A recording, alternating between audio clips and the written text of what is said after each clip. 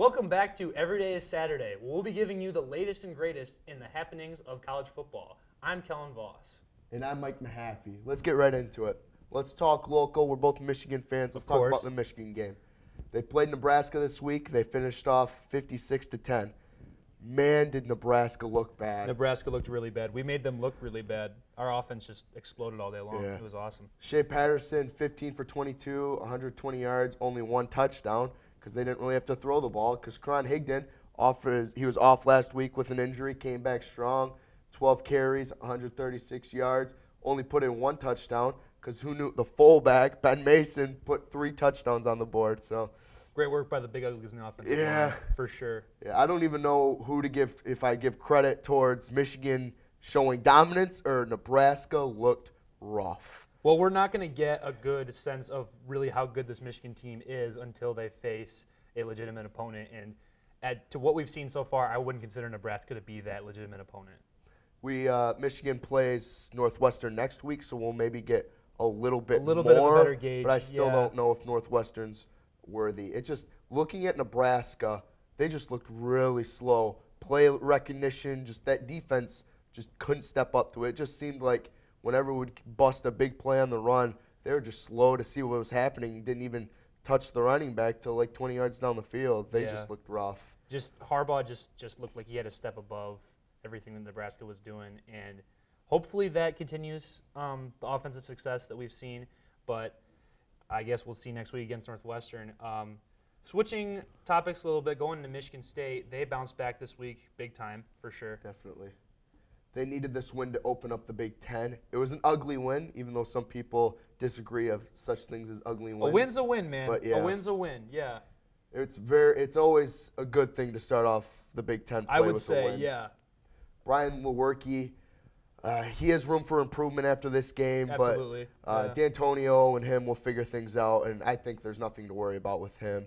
They'll figure something out, and they'll bounce back. It should be interesting to see when Michigan and Michigan State play each other in a few weeks. Yeah. That should be a good game. I think the biggest worry with that offense is the offensive line in the running game. Absolutely. They need to figure that out. LJ Scott, I don't know if we blame it on him or the offensive line, but they need to get that going if they want some success on the offense. Right. But to continue with the Big Ten, after the really terrible week that they had last week, we had some better weeks.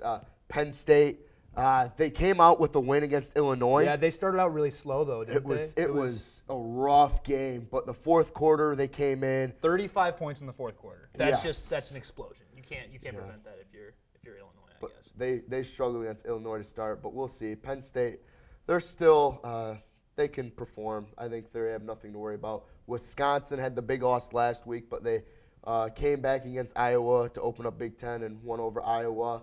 The best thing is Purdue got their first win of the season against Boston College. Big. Who was ranked. Big win for Purdue.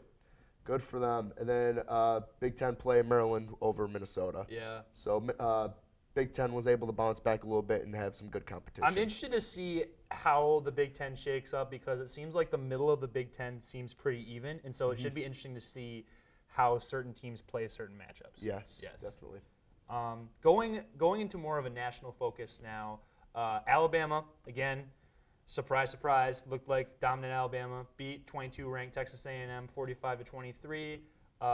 However you say his last name, Tua, the quarterback for the Alabama Crimson Tide, passed for 387 yards and 4 touchdowns and ran in for another score. He just looks dominant. Georgia continued rolling 43-29 over Missouri. Big game of the week. Stanford beat Oregon in overtime. That was huge game for the Pac-12. Very exciting matchup. You gotta love overtime in college football. 100%. It's so exciting. People expected that to be a close game. I think the spread was 3 in favor of Stanford, so they stuck to it, and it was just a very entertaining game to watch. If Stanford keeps that up, they could sneak into the playoff. For sure. 100%. In terms of other national games, Notre Dame still rolling, beat Wake Forest 56-27. Auburn beat Arkansas 34-3. Shifting the focus now on Every Day is Saturday.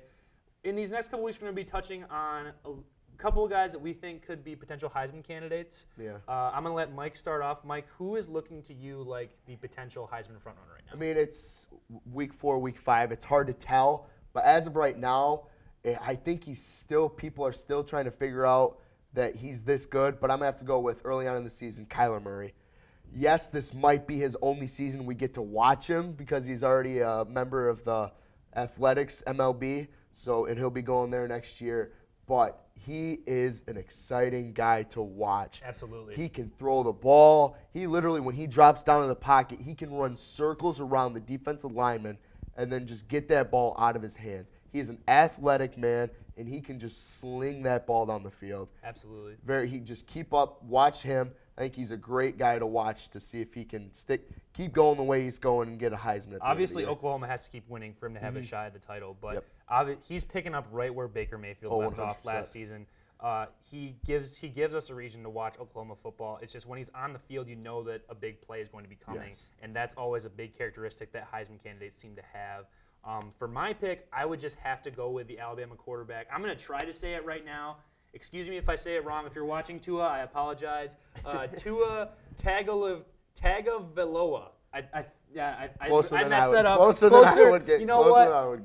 All that matters is that he's been the best player on the best team in college football. He's been dominant. He took the starting job from Jalen Hurts over the playoff last year. Obviously, he looked really good in the second half of the national championship game. It seems like he's just going to keep rolling with Alabama. And we were talking before the show. We don't remember the last time an Alabama quarterback was actually a Heisman candidate. It seems like they just churn out running backs. Yeah, they usually have a grounded pound offense. They had Derrick Henry and Mark Ingram, the past two Heisman candidates winners. Yeah. Running backs. Absolutely. So it's different to see a gunslinging great quarterback in Tua. He adds another dimension to an already dominant offense and an already dominant team. And as long as Alabama keeps steamrolling like they have, it's going to be hard for me to not put him as the front runner in the Heisman race for now. Just out of sheer, he's the best player on the best team. I think that's really the only debate you can make there. Well, that's going to be it for us on Every Day is Saturday. Tune in next week when we will be discussing some more Big Ten action and some more national action as well. Until then, I'm still Kellen Voss. And I'm still Mike Mahaffey. Thanks for coming and watching.